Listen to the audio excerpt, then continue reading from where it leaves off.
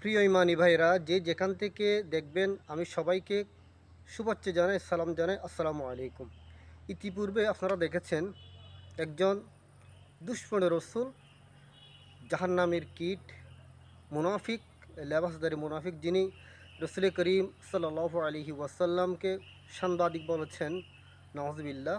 তো এই সাংবাদিক, যেটা বিশ্লেষণ করতে আপনি যদি যান, বর্তমান যারা সাংবাদিকতা করছেন, সংবাদ প্রচার করছেন, তারা এই সাংবাদিক জেনে শুনে দেখে তথ্য দিচ্ছে। এটা হয়তোবা সত্য হতে পারে অথবা মিথ্যাও হতে পারে। অনেক সাংবাদিক আছে যে টাকার উপর বিকৃত হয়ে গিয়ে মিথ্যা প্রতিপন্ন করে। কিন্তু এই সুবাদে রাসূল করিম সাল্লাল্লাহু আলাইহি ওয়াসাল্লাম যে তারা নবী শব্দের অর্থ নিয়েছেন, নবী শব্দের অর্থ অদৃশ্যের সংবাদদাতা। যিনি অদৃশ্যর সংবাদ দেন তিনি হচ্ছেন নবী, আমাদের নবী করিম সাল্লাল্লাহু আলাইহি ওয়াসাল্লাম, কুল কায়নাতের মালিক, যাকে আল্লাহ রব্বুল আলামিন এলম দান করেছেন।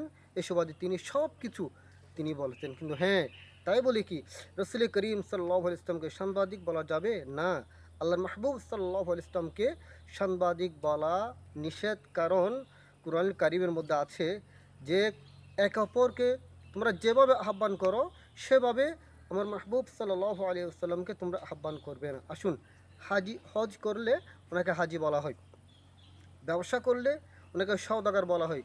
কিন্তু এই পর্যন্ত আপনারা কেউ কি শুনেছেন রসুল করিম সাল্লাল্লাহু আলাইহি ওয়াসাল্লামকে হাজি মোহাম্মদ সাল্লাল্লাহু আলাইহি ওয়াসাল্লাম বলতে, এবং সওদাগর মোহাম্মদ সাল্লাল্লাহু আলাইহি ওয়াসাল্লাম সওদাগর? নাউজুবিল্লাহ। কারণ এইরকম হাজি সাহেব, সওদাগর, আরও অন্যান্য যা উপাধি আছে সবগুলি আরেকজনের ক্ষেত্রে ব্যবহার হয়।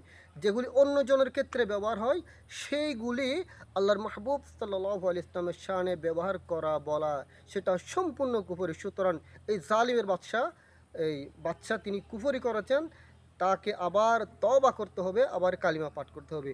এই সুবাদে আমি ইতি টানছি এবং এর তীব্র নিন্দা জানাচ্ছি। আসসালামু আলাইকুম রহমতুল্লাহ।